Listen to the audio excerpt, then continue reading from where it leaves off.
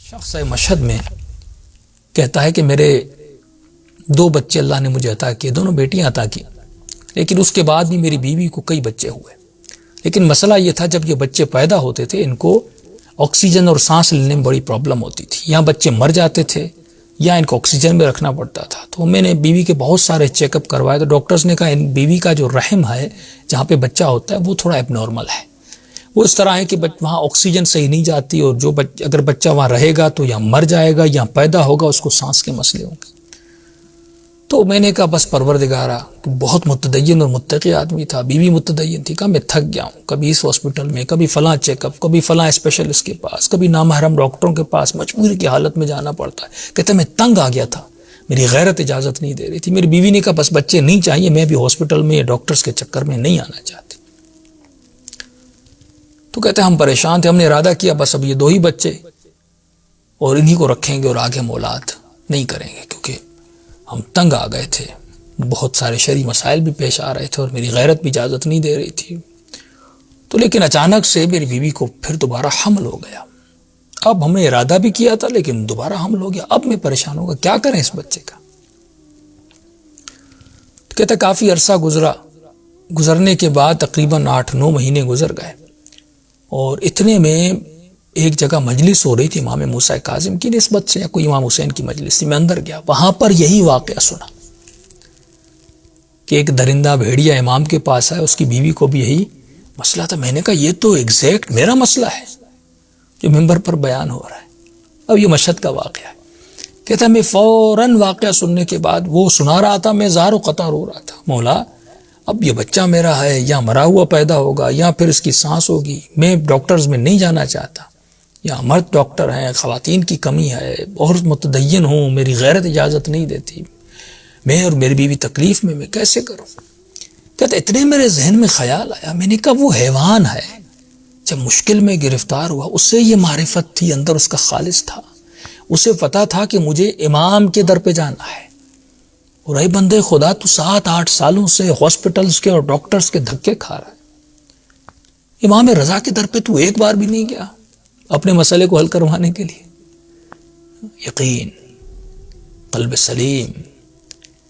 کہتا ایک مرتبہ میں روتا ہوا سیدھا امام کے حرم میں گیا، اور میں نے بے تکلف ہو کے امام سے بات کی۔ میں نے کہا مولا یقیناً میں اس درندے حیوان سے بدتر ہوں، میں اس سے بھی زیادہ برا اور گیا گزرا ہوں، کیونکہ میں 8 سال یہ مسئلہ آپ سے میں بیان کرنے نہیں آیا۔ ایک مرتبہ ہم ایسے سرسری بیان کرتے ہیں، ایک مرتبہ پوری کامل خالص صاف ستھری نیت کے ساتھ جاتے ہیں اور یقین کامل کے ساتھ جاتے ہیں، پھر انسان کی دعائیں قبول ہوتی ہیں۔ میں نے کہا مولا اتنے مہینے گزر گئے، میں نہیں آ رہا تھا، اتنے سالوں سے میں نہیں آیا، لیکن ابھی آیا ہوں، اور یہ واقعہ آپ کے والد کا ہے جو باب الحوائج ہیں۔ بس میں آپ سے 2 چیزیں مانگنا ہے، ایک تو میری بیوی کی جو ڈیلیوری ہو وہ نارمل ہو، میں آپریشن کے چکر میں نہیں جانا چاہتا، دوسرا مولا مجھے 2 بیٹیاں ملی ہیں، ایک بیٹے کی مجھے خواہش ہے، وہ بھی مجھے عطا کیجیے۔ بس جسے حجت کر کے کوئی امام سے مانگتا ہے، میں نے ایسے حجت کر کے امام سے مانگا، اور میں نے کہا مولا وہ حیوان گیا اور آپ کے بابا نے دعا کی اور دعا قبول ہوئی، میں بھی آپ کے در پر آیا ہوں، ہاں میں اس حیوان سے بدتر ہوں لیکن آپ کا چاہنے والا، اور جاؤں تو کس کے در پر جاؤں؟ دیر آیا، مجھے بہت دیر ہو گئی آنے میں۔ انس بن مالک کے لیے ان کا ایک شاگرد تھا، کوئی میرے خیال میں 92 سال کا، امام کی خدمت میں آیا، اور چھٹے امام کی خدمت میں امام نے فرمایا کہاں تھے؟ تو کہا میں آپ کا شاگرد بننا چاہتا ہوں۔ امام نے کہا اتنے 90 سال کا بوڑھا تھا۔ امام نے کہا اب علم حاصل کرنے آئے ہو؟ اس سے پہلے کہاں تھے؟ اس نے کہا اس سے پہلے انس بن مالک کے یہاں تھے۔ امام نے کہا اسی کے پاس چلے جاؤ۔ جب انسان یہ توجہ نہیں کرتا، جب یہ محسوس نہیں کرتا، کیونکہ اس کا اندر خالص نہیں، ہم ملاوٹی ہیں۔